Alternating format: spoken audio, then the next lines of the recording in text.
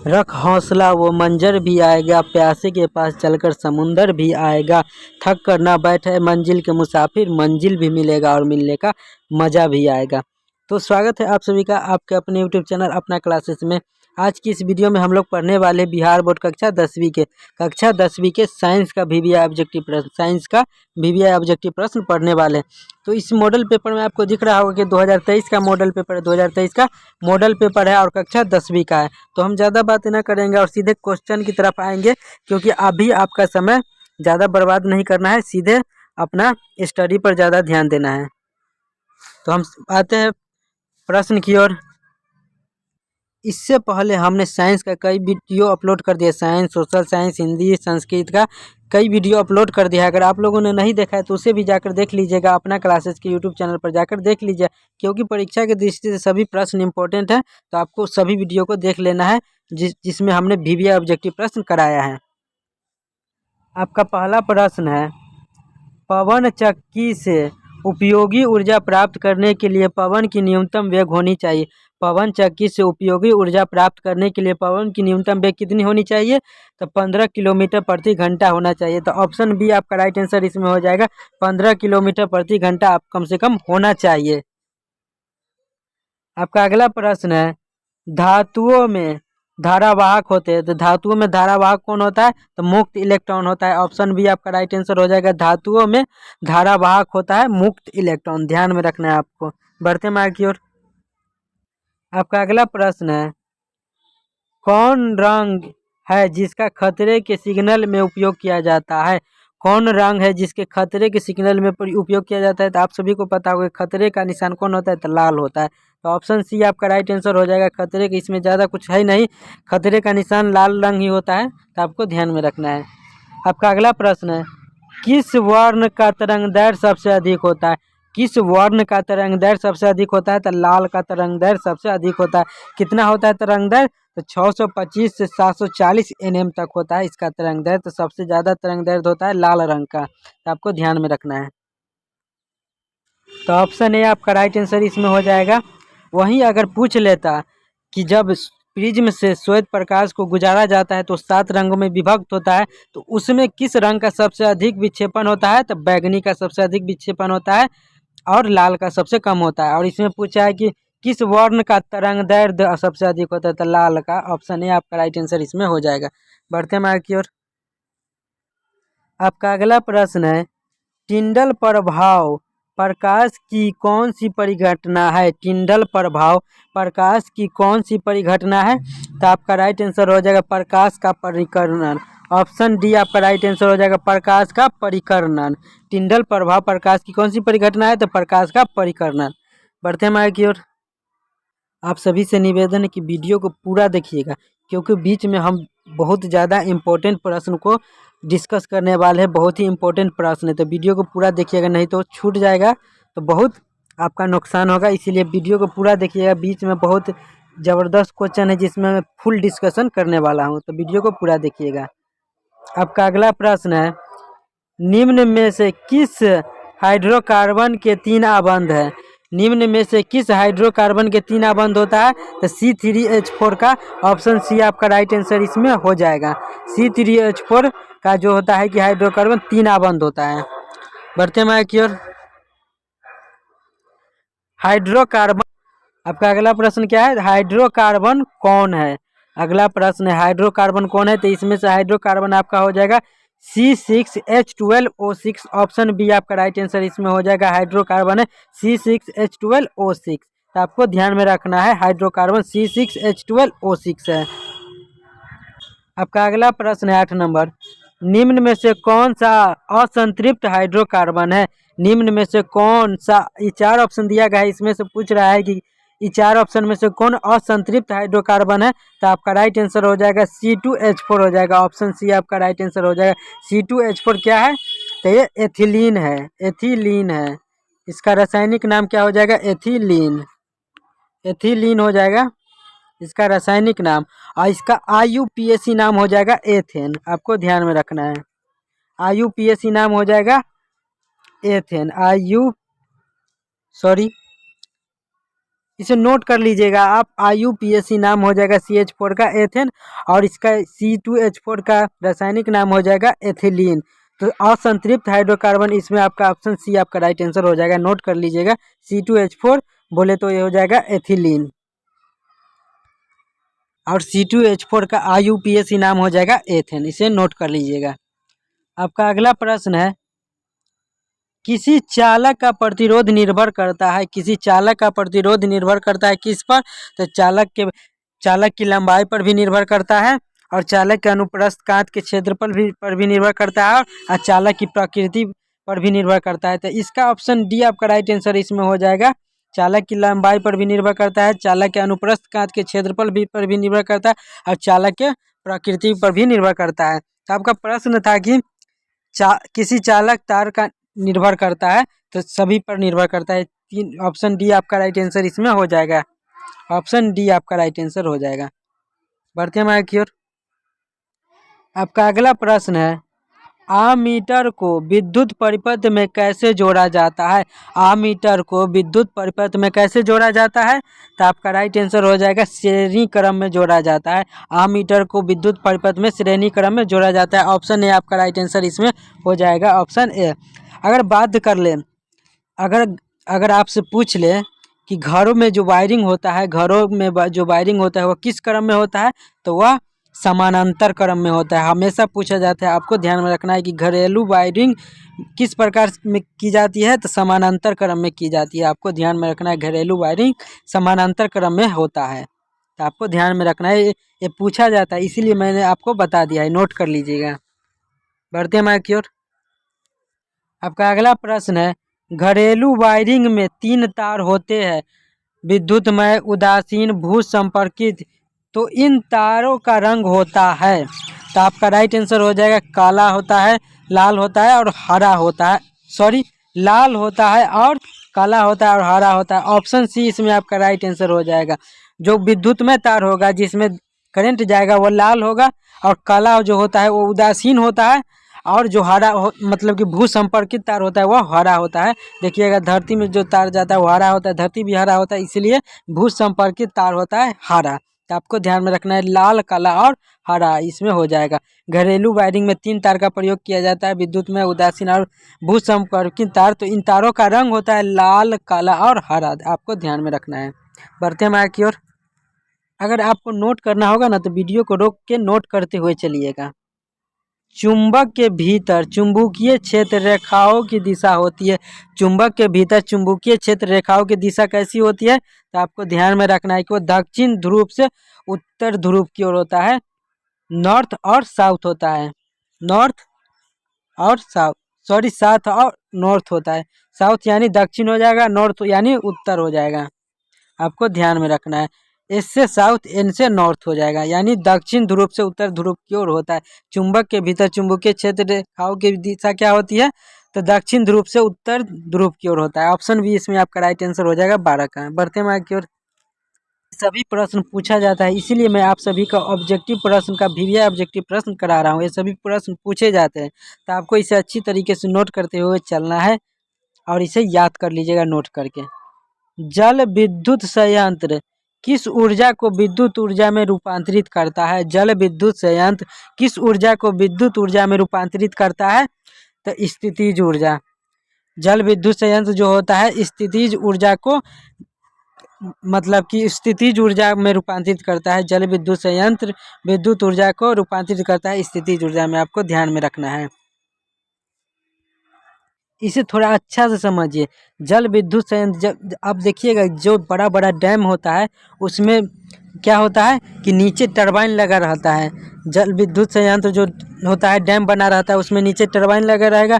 जब ऊपर से पानी गिरता है टरबाइन के ऊपर, पहले वो स्थितिज ऊर्जा में था, जब ऊपर से टरबाइन पर गिरा पानी तो टरबाइन नाचने लगता है। जब टरबाइन नाचने लगता है तो स्थितिज ऊर्जा से वह यांत्रिक ऊर्जा में परावर्तित होता है। जब यांत्रिक ऊर्जा से वो विद्युत ऊर्जा में जाता है। वही पूछा गया है कि जल विद्युत संयंत्र किस ऊर्जा को विद्युत ऊर्जा में परिवर्तित करता है?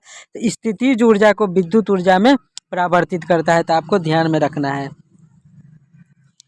नरौरा, नाभिकीय विद्युत संयंत्र किस राज्य में स्थित है? नरौरा नाभिकीय विद्युत संयंत्र किस राज्य में स्थित है? तो आपको ध्यान में रखना है कि ये उत्तर प्रदेश में स्थित है। ऐसे प्रश्न 100% पूछे जाएंगे नाभिकीय विद्युत संयंत्र से। तो मैं कुछ नाभिकीय संयंत्र का नाम बोल रहा हूँ, उसे नोट कर लीजिएगा, क्योंकि 100% एक न एक नाभिकीय विद्युत संयंत्र यानी न्यूक्लियर पावर प्लांट एक न एक पूछता है। तो आपको नोट कर लेना है। मैं कुछ नाभिकीय संयंत्र का नाम बता रहा हूँ, उसे नोट कर लीजिएगा। आपको नोट करना है कि कलपक्कम और कडाईकुलम नाभिकीय संयंत्र किस राज्य में स्थित है?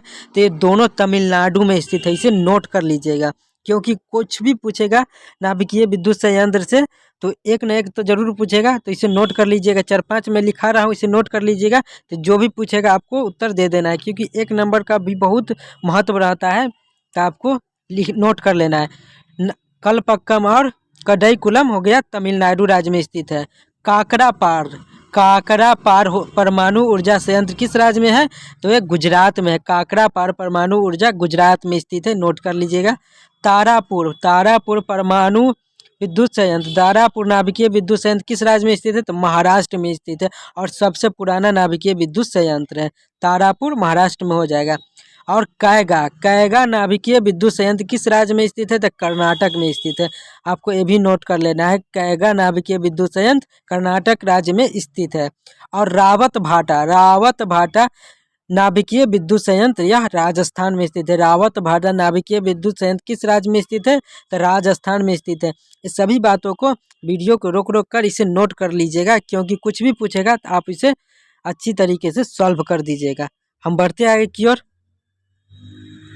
आपका अगला प्रश्न है, गोलीय दर्पण की वक्रता त्रिज्या 40 सेंटीमीटर हो तो उसकी फोकस दूरी होगी। गोलीय दर्पण की वक्रता त्रिज्या 40 सेंटीमीटर है तो उसकी फोकस दूरी क्या होगी? जो वक्रता त्रिज्या होती है, वक्रता त्रिज्या वो फोकस दूरी की आधी होती है। जो फोकस दूरी की क्या होती है? आधी होती है। तो जो 40 सेंटीमीटर है तो आधा होता है, तो इसका आधा 40 का आधा क्या हो जाएगा? 20 सेंटीमीटर हो जाएगा। जो फोकस दूरी होती है वक्रता त्रिज्या के आधे होती है। तो वक्रता त्रिज्या कितना है? 40 सेंटीमीटर। और वक्रता त्रिज्या को r से निरूपित किया जाता है, तो r/2 यानी 40/2 कीजिएगा ना तो 20 आ जाएगा। तो ऑप्शन सी आपका राइट आंसर इसमें हो जाएगा।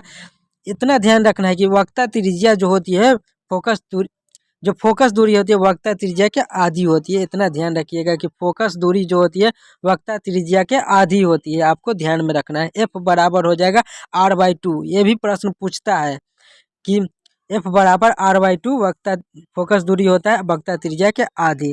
तो आपको ध्यान में रखना है। आपका अगला प्रश्न हो जाएगा, आवर्धन का ऋणात्मक मान बताता है। आवर्धन का ऋणात्मक मान कौन बताता है इसमें से? आपका अगला प्रश्न क्या कर रहा है? आवर्धन का ऋणात्मक मान बताता है। तो 4 ऑप्शन दिया गया है, इसमें से आवर्धन का ऋणात्मक मान कौन बताता है? तो वस्तु के सापेक्ष प्रतिबिंब उल्टा बनता है, ये ऋणात्मक बताता है। तो ऑप्शन ए आपका राइट आंसर हो जाएगा इसमें। बढ़ते हैं आगे की ओर। आपका अगला प्रश्न है, वास्तविक वस्तु का आभासी प्रतिबिंब बनता है। वास्तविक वस्तु का आभासी प्रतिबिंब किस दर्पण में बनता है? तो आपको ध्यान में रखना है कि वह समतल दर्पण में बनता है। ऑप्शन ए आपका राइट आंसर हो जाएगा। वास्तविक वस्तु का आभासी प्रतिबिंब समतल दर्पण में बनता है। आपको ध्यान में रखना है। बढ़ते हैं आगे की ओर। आपका अगला प्रश्न है, पुतली के साइज को नियंत्रित करने वाला गहरा पेशीय डायफ्राम क्या है? पुतली के साइज को नियंत्रित करने वाला गहरा पेशीय डायफ्राम क्या कहलाता है? तो आपका राइट आंसर हो जाएगा परितारिका कहलाता है। ऑप्शन ए आपका राइट आंसर हो जाएगा इसमें। ऊर्जा के सभी रूप में अनंत स्रोत किसे माना जाता है? ऊर्जा के सभी रूप में अनंत स्रोत किसे माना जाता है? तो आपका राइट आंसर हो जाएगा सूर्य को माना जाता है। ऑप्शन सी आपका राइट आंसर हो जाएगा। ऊर्जा के सभी रूप में अनंत स्रोत सूर्य का होता है। तो आपको ऑप्शन सी आपका राइट आंसर हो जाएगा। बढ़ते हैं आगे की ओर। आपका अगला प्रश्न है, नाभिकीय ऊर्जा प्राप्त करने हेतु आवश्यक है। नाभिकीय ऊर्जा प्राप्त करने हेतु क्या आवश्यक होता है? तो यूरेनियम। ऑप्शन सी आपका राइट आंसर हो जाएगा। नाभिकीय ऊर्जा प्राप्त करने के लिए यूरेनियम की आवश्यकता होती है। आपको ध्यान में रखना है, ये बहुत ही इंपॉर्टेंट क्वेश्चन है। नाभिकीय ऊर्जा प्राप्त करने के लिए यूरेनियम का प्रयोग किया जाता है। प्रकाश तरंगे होती है। तो आपका राइट आंसर हो जाएगा ये प्रकाश तरंगे होती है तो वह विद्युत चुंबकीय तरंग होता है। प्रकाश तरंग जो होता है विद्युत चुंबकीय तरंग होता है। तो ऑप्शन बी आपका राइट आंसर हो जाएगा। बढ़ते हैं मार्क की ओर। आपका अगला प्रश्न है 22 नंबर। निम्नलिखित में से कौन सा बुझा हुआ चूना का सूत्र है, यानी कि निम्नलिखित में से कौन बुझा हुआ चूना है। 4 ऑप्शन दिया गया है, इसमें से बुझा हुआ चूना कौन है। तो आपको ध्यान में रखना है, ये बहुत ही इंपॉर्टेंट क्वेश्चन है, VVI क्वेश्चन है। प्रश्न 100% पूछा जाएगा कि निम्नलिखित में से कौन बुझा हुआ चूना है। तो बुझा हुआ चूना होता है CaOH का हॉल 2। ऑप्शन बी आपका राइट आंसर हो जाएगा। क्या हो जाएगा, CaOH का हॉल 2, ये हो जाएगा बुझा हुआ चूना का रासायनिक सूत्र है CaOH का हॉल 2। तो ऑप्शन बी आपका राइट आंसर इसमें हो जाएगा। वही अगर पूछ लेता कि बिना बुझा हुआ चूना, ये तो बुझा हुआ चूना का रासायनिक सूत्र हो गया CaOH का हॉल 2। और अगर वही पूछ लेता कि बिना बुझा हुआ चूना का रासायनिक सूत्र क्या होता है, तो CaO होता है। इसमें CaO है, वो बिना बुझा हुआ चूना का रासायनिक सूत्र है। तो आपको ध्यान में रखना है। लेकिन आपको ये भी ध्यान में रखना है कि CaOH का हॉल 2 जो हुआ, ये तो रासायनिक सूत्र हो गया, इसका रासायनिक नाम क्या होगा। तो कैल्शियम हाइड्रोक्साइड। आपको ध्यान में रखना है, इसका रासायनिक नाम क्या हो जाएगा, कैल्शियम हाइड्रोक्साइड। बुझा हुआ चूना का रासायनिक नाम हो जाएगा कैल्शियम हाइड्रोक्साइड। ये सभी बात आपको नोट कर लेना है, क्योंकि सब पूछा जाता है, इसीलिए मैं बता रहा हूँ। CaOH का हॉल 2 हो जाएगा, बुझा हुआ चूना का रासायनिक सूत्र हो गया, और रासायनिक नाम क्या हो जाएगा, कैल्शियम हाइड्रोक्साइड। और बिना बुझा हुआ रासायनिक सूत्र क्या हो जाएगा, CaO हो जाएगा। ये बिना यानी अनबुझा। ये भी पूछा, अगर कहीं दे देगा आपको बिना बुझा हुआ चूना और कहीं लिख देगा अनबुझा, तो वही बात है। तो CaO हो जाएगा अनबुझा या बिना बुझा हुआ चूना, CaO हो जाएगा यानी कैल्शियम ऑक्साइड। आपको ध्यान में रखना है, इसका रासायनिक नाम क्या हो जाएगा, कैल्शियम ऑक्साइड, यानी बिना बुझा हुआ चूना। आपको इसे अच्छी तरीके से नोट कर लेना है, क्योंकि सभी बातों को नोट कर लीजिएगा। कुछ भी पूछेगा तो आप अच्छी तरीके से उसे हल कर पाइएगा। तो वीडियो को रोककर सभी बातों को धीरे धीरे नोट करते हुए चलिएगा। आपका अगला प्रश्न है, चीनी का रासायनिक सूत्र क्या है। चीनी का रासायनिक सूत्र क्या होता है। तो आप सभी को पता होगा कि चीनी का रासायनिक सूत्र होता है C12H22 और O11। ऑप्शन सी आपका राइट आंसर इसमें हो जाएगा। ऑप्शन सी, C12H22 और O11। तो आपको ध्यान में रखना है, आपको ये भी बात ध्यान में रखना है कि ये C12H22O11 जो हुआ, इसे विज्ञान में, इस रसायन को विज्ञान में, इस पदार्थ को विज्ञान में क्या कहते हैं, तो सुक्रोज भी कहते हैं। रसायन विज्ञान में इसे सुक्रोज भी कहते हैं। तो आपको ध्यान में रखना है, C12H22O11 जो होता है, ये सभी परमाणु मिलकर सुक्रोज के एक अणु का निर्माण करता है, जिसे जैसे हो जाएगा, ये आपको कार्बन, ये जो दिख रहा है कार्बन, ये हो जाएगा 12, C12 यानी कार्बन 12। आपको यहाँ लिख के मैं समझा रहा हूँ, C12H22 और O11।